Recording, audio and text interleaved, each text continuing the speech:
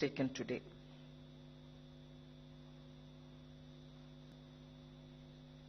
Now I go to issues related to goods. It's not mentioned here, that's why I'm... There was another subject to correction, I would like to say it. Advocates who could become judicial members, not technical members. Minimum age for entry is 50 years. We wanted it to be clear that advocates up to 10 years of experience. Am I right, Sanjay? Up to 10 years of experience they should have minimum to be able to be considered for appointment as a judicial member. So advocates are welcome, but they should have 10 years of minimum experience. So that is the other which is specified now. Then there are decisions taken on the goods and services. One of the most important, which I like to say with a sense of happiness, that the GST Council wanted to participate in the year of millets, and therefore GST's role in promotion of millets is seen in that.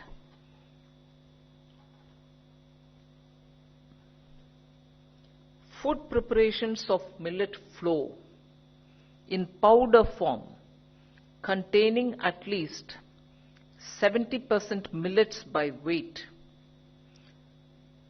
And because I'm saying millets, I want to emphasize they fall under the category of HS 1901 and not any other. We're not talking about others. So in powder form, millets being blended with any other atta, for instance, where the millet's composition is 70%. We state that they will be having a 0% GST if sold in other than pre-packaged and labeled form, meaning when they are sold loose or when they are packed but with no pre-packaging in the sense of branding or name or nothing else. So 0% if they are sold loose, and 5% only if sold pre-packaged and in a labeled form.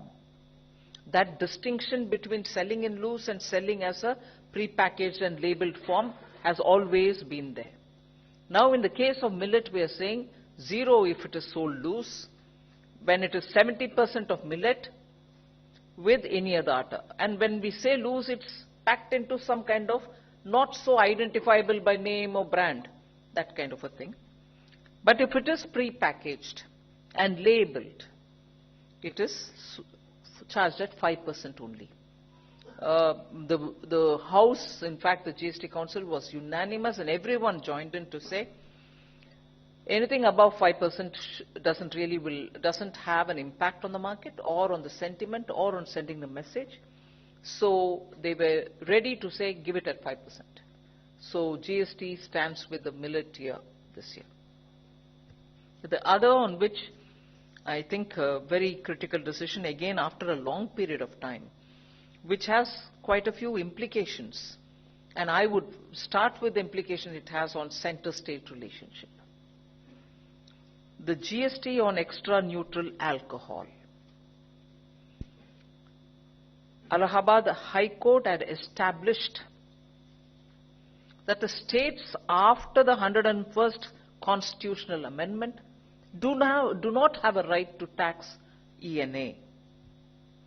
Allahabad High Court had very clearly ruled that states have lost their legislative competence to enact laws to impose tax on the sale of extra neutral alcohol, which is a raw product for making alcohol for human consumption. So, by law, the GST Council had the right to tax ENA, and that's been established by the Allahabad High Court's verdict.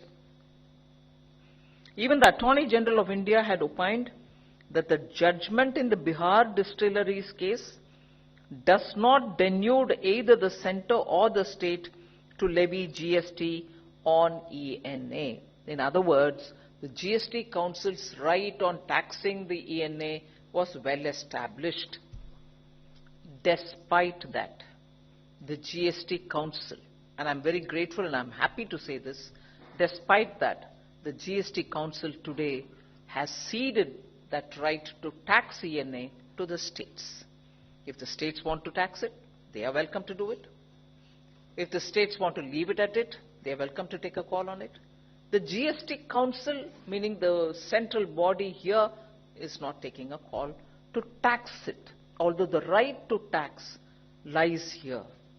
So that in the interest of the states, we have, if I may use the word, ceded that right to the states. So despite having the legislative competence to tax ENA under the GST, the center is ceding the space or the power to the states on this matter. So that is one of the major decisions today. Alongside it, the GST on molasses has been reduced from 28% to 5%. This will benefit sugarcane farmers, we hope, and this will enable their dues to be cleared faster because more money will be left in the hands of the mills or whoever. And the council and we all feel that it will also lead to reduction in the cost of manufacturing of cattle feed, which will be a major development. And a separate tariff HS code has been created at the 8-digit level in the customs tariff to cover rectified spirit for industrial use. So this here is towards liquor, human consumption, but because of the tweaking in the HS code, rectified spirit which comes for industrial use will now have a separate HS code.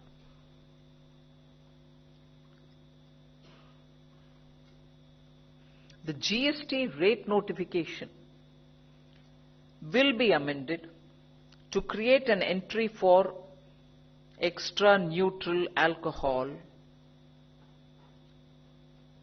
for industrial use. I read that again for you. The GST rate notification will be amended to create an entry for the ENA for industrial use, and that shall attract 18% tax. These were the major goods related. There are some more, I'm sure Revenue Secretary will elaborate on it.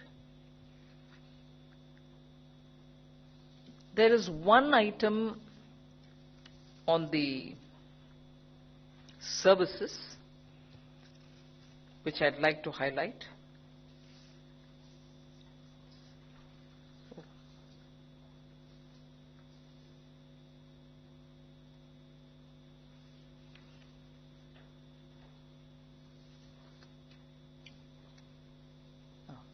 Sorry, I'm searching for that. In order to promote tourism, and this is an item which was brought on the table, we have given a conditional exemption to foreign flag, foreign going vessels. The exemption is from IGST being levied. For foreign flagged and foreign going vessels, if they convert temporarily for a coastal run.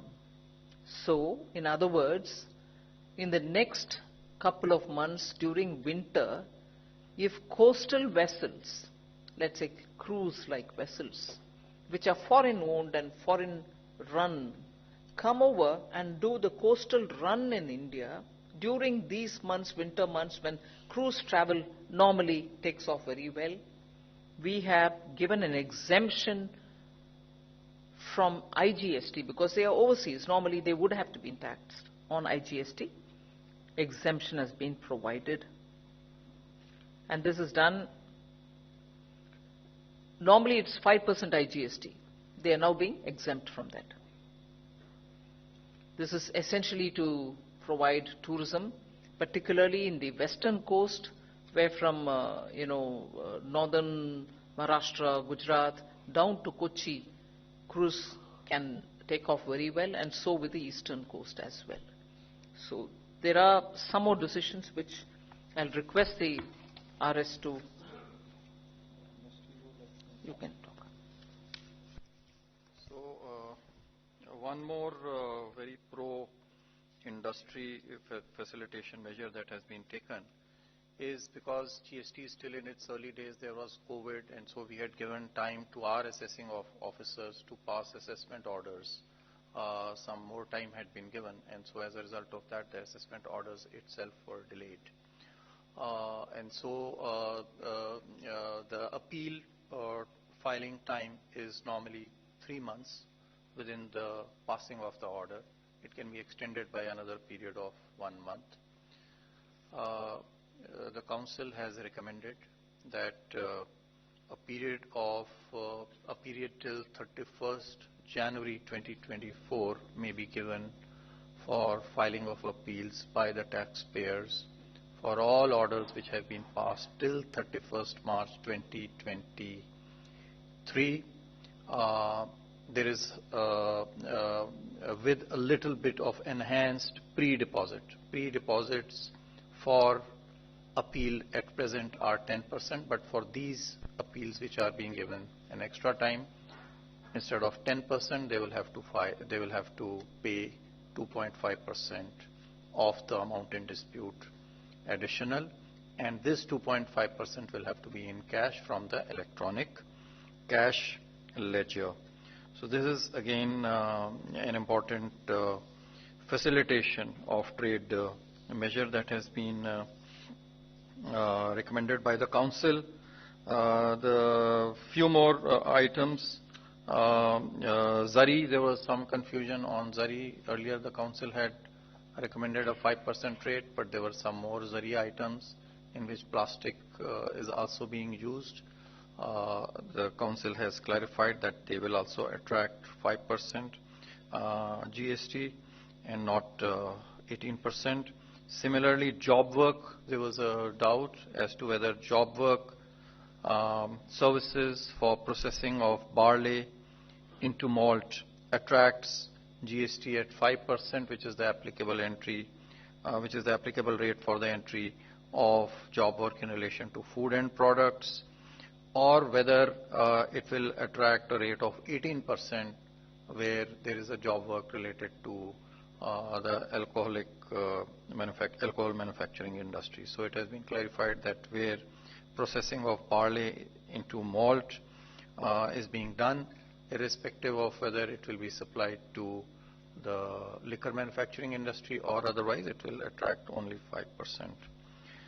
Then some entities have been recommended to be notified, one being government authorities when they take services relating to water supply, public health, sanitation, conservancy, solid waste management, slum improvement and upgradation. When these services are taken by government authorities, then these will be exempt from tax. Similarly, even if there is a composite service involving up to 25% of service, they will be exempt from paying a GST on it.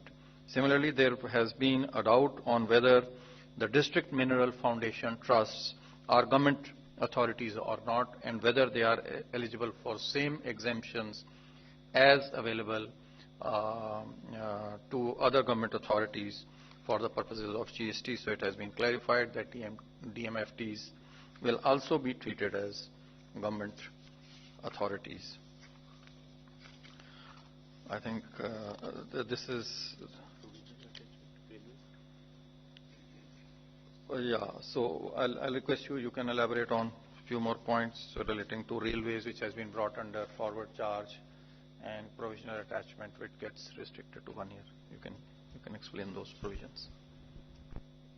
In case So I'll request you can elaborate on a few more points relating to railways, which has been brought under forward charge and provisional attachment, which gets restricted to 1 year. You can explain those provisions.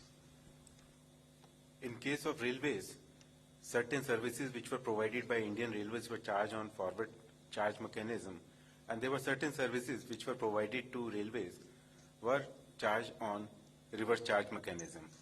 Now, there was a request from railways that because if they pay on reverse charge basis, then they will have to pay from cash, they were not able to utilize ITC.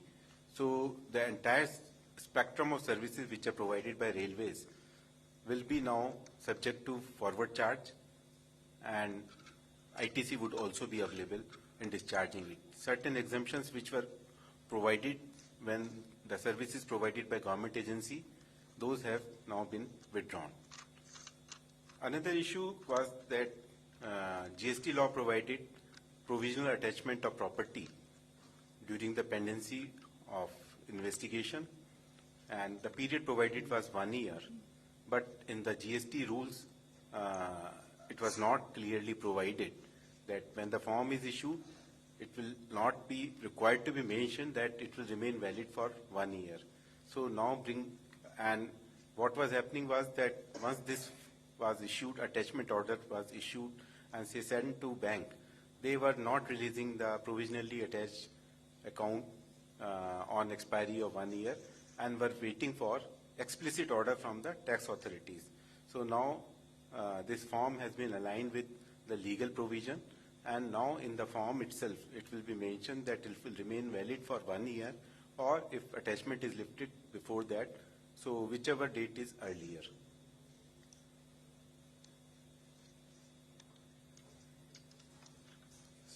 We may open the floor for questions and answers. We may begin from the third row, 246, please. Go ahead. Please identify yourself and the organization, and you can ask the question, please. Good afternoon to everyone present. I'm Janani from BQ Prime. I have two questions. One primarily on whether there was any discussion regarding the tax liability for online gaming firms, whether this came up today and how it proceeded. And the second, whether there was any discussion on corporate guarantees given, and if we could get some clarity on that. So, insofar as corporate guarantee is concerned, there are two decisions. One is when the corporate guarantee is given by a director to a company, then it will attract GST. In that case, the value of the service that is being provided by way of guarantee will be treated to be zero, or the consideration provided, whichever is higher. So, if there is generally there is no consideration provided. Because the director himself, just gives the guarantee, and there is no consideration which is given to him for this. So it will not attract any GST because the value will be deemed to be nil unless some consideration is paid. Similarly, when a corporate guarantee is given by a company to its subsidiary company, then it will be deemed that the value is 1% of the corporate guarantee. So it will attract GST at the rate of 18% on 1% of the total amount involved, the total amount guaranteed by the parent company. Your second question, whether there was a discussion on the GST notices which have been issued. Well, yes, there was some discussion on it. Some certain members did raise this issue, and it was informed to them that this is not retrospective in any way, because this is how the law was earlier. And the law has not been amended retrospectively. So these liabilities were already existing because the money online games played for bets with stakes, as was mentioned by me and others even earlier in the various press briefings, they were already attracting by the virtue of entry of betting and gambling. And so it is because the council has not decided anything for the past, it's a prospective legislation. So whatever was the law as it existed earlier, it was clarified to them that it is because of this that those notices have gone. Hi, this is Priyashmita from Informist Media. My question is with respect to the GST compensation cess. So a few states have said that there have been conversations about how to go about the cess collection and the continuation of it after 2026, how it is going to work out. So if one of you could please shed some light on what exactly were the discussions, and if there have been any continued representation from states to extend the compensation that was discontinued in June this year. Thank you. There was no, there was discussion on it, but from the point of view of after paying the borrowed money and the interest due on it, the cess would be over and done with, meaning cess for the sake of compensation giving, compensation whether earned or borrowed, that cess completes its time. So the discussion was from the point of view of a perspective planning. Can the GST Council look at if there are ways in which cess or surcharge or something else can be used, if at all it can be used, how to use it, and so on. So we have agreed to have a discussion on the perspective plan angle to see how cess or surcharge can be used, and it was put on record that up to March 26, the cess that is being collected in the name of compensation, which is provided by the law, will go towards payment of the principal and the interest of amounts which were borrowed during COVID for payment of compensation. So it is in that context, the issue of cess and surcharges was discussed, and the request which came for a discussion on this so that systemically we can handle it was accepted, and there shall be some kind of a GST. One of the meetings can take this on agenda. So it is in that background the discussion happened. Just to elaborate and clarify that there was no discussion on the compensation or extension thereof. It's only with respect to cesses, but not with respect to extension from June 2022, or that was not discussed at all. Hello, ma'am. This is Sumit Chaturvedi from ET Now.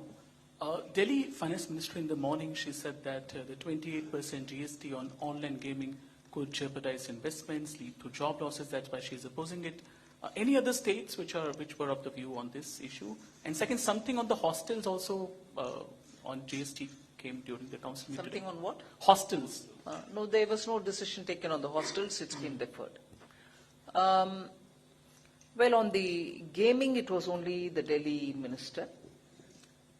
On the casinos, it was the Goa minister. And this was taken under after the GST Council meeting was over, under any other item when people wanted to talk. Delhi minister's concern were more on the lines of, taxing them will kill a sunrise industry. Our youth need this industry. And also then taking up the issue of, notices which have gone to these companies. We heard her.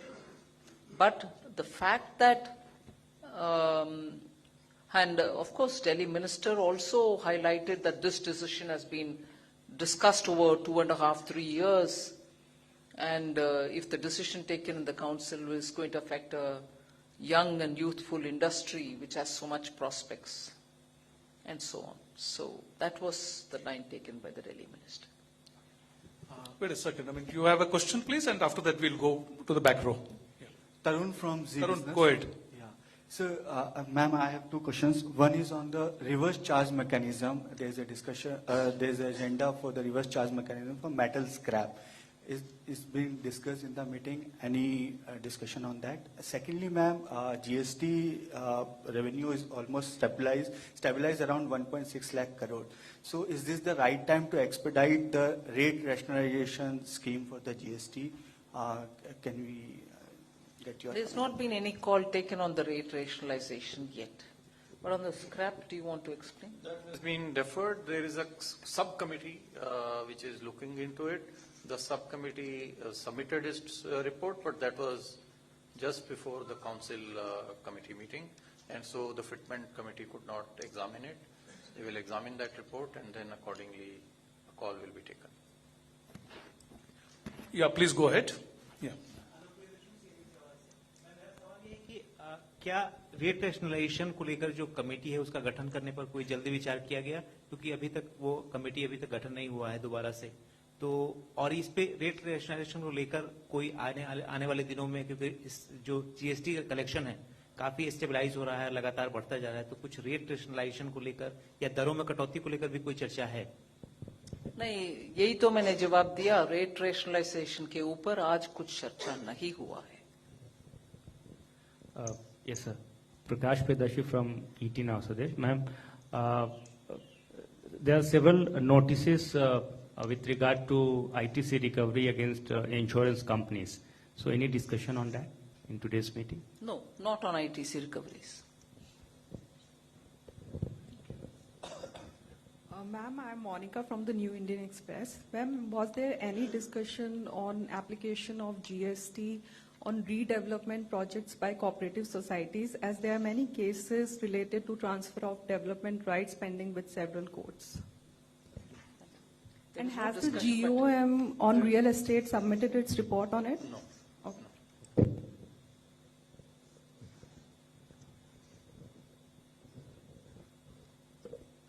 Hello, ma'am. I'm Surbhi from Business Today. Ma'am, just wanted to understand that GST appellate tribunal, so much has been done and the expectation was that they would be set up by the year end. So what kind of a deadline should we expect on this? Well, we are moving fast on it. The decision has been taken. Today there was a little amendment which we needed to do because of the aligning with all other tribunals in terms of the age, maximum age. Now that that's done, the states have also very clearly come up with their first request of where they want them to be located. We are moving fast on it. Ma'am, Meghna Mittal from Money Control. Can you give some details on the discussion on the ENA? Have the states agreed that they will not be now imposing VAT on ENA? And till the time the amendment is made, will it remain exempt from GST? No. I'm not sure the GST Council can expect the states to talk about their right on levying the VAT in the GST Council. It's their business. I don't think it would have been right for the GST Council to say, are you assuring me that you will not impose VAT? No, the GST Council has no business and they didn't ask as well. We were happy that the right has been ceded by the GST Council, the center, that is Central GST, to give it off to the states, GST to the states. What they are going to do subsequently probably doesn't relate or it's not in the terrain of the GST Council. Yeah, next question please. 52 from the back row. Hello ma'am, I'm Kuldeep Singh from Odisha Post. Ma'am, the state of Odisha has been demanding withdrawal of GST on kendo leaves. So was there any discussion on that today? Where are you? Is there? No, there was no discussion on tendo leaves. Since this issue has, they have been demanding it for quite some long time. So what is the reason, ma'am, why the... Because there are other states which objected too. It's not as if we've stopped it. I'm not naming the states here because it was very much a discussion in the council. The proposal which has been very strongly put forward by Orissa, unfortunately, there were other states which objected to it and said, no, we can't. So it didn't go through at that time. Thank you. And today there was no discussion.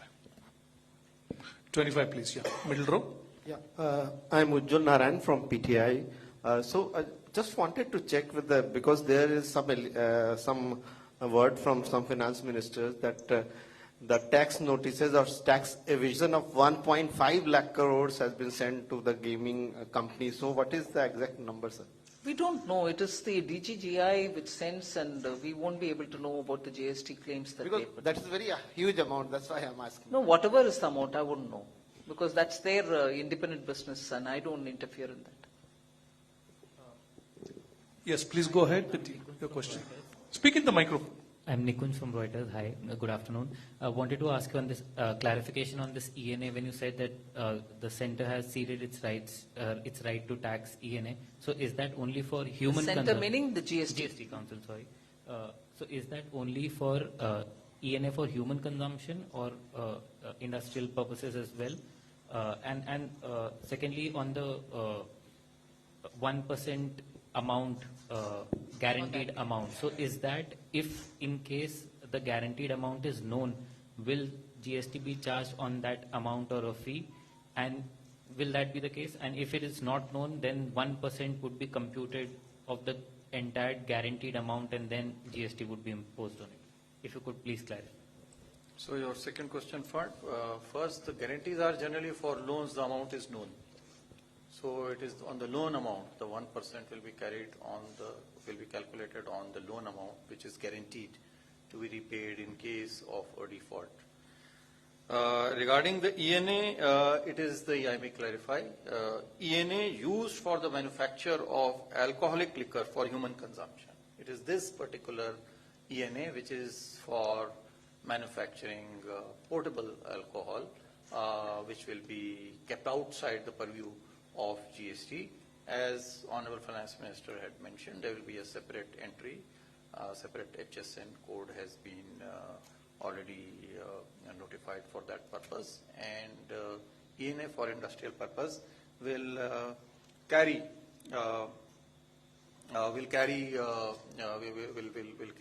GST. And another clarification which Chairman brings out is for the purposes of the guarantee given by the parent company to a subsidiary company, the 1% deemed valuation will come in where there is no consideration. In case there is a consideration which is paid, then it will be the consideration amount or 1%, whichever is higher. The next question will be from the corner, please, here. So just one clarification. How many states have passed the necessary amendment for levying the 28% GST on online gaming? All of them have agreed to pass it with effect. Even if they have not passed it, first of all, they have agreed to pass it with effect from 1/10/2023 this year.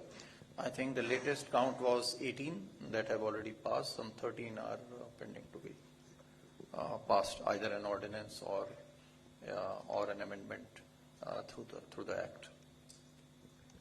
Yes, please, middle row, 154. Prakash Pedashu from Itina. Ma'am, any discussion on constitution of new GOM, that is with regard to rate rationalization? Already answered, no. I mean, this is not a GST agenda. It was not discussed. I think, if there are no more questions, we may wind up the briefing, madam. Thank you very much for the elaborate opening remarks as well as answering so many questions. Thank you very much. Thank you, everyone.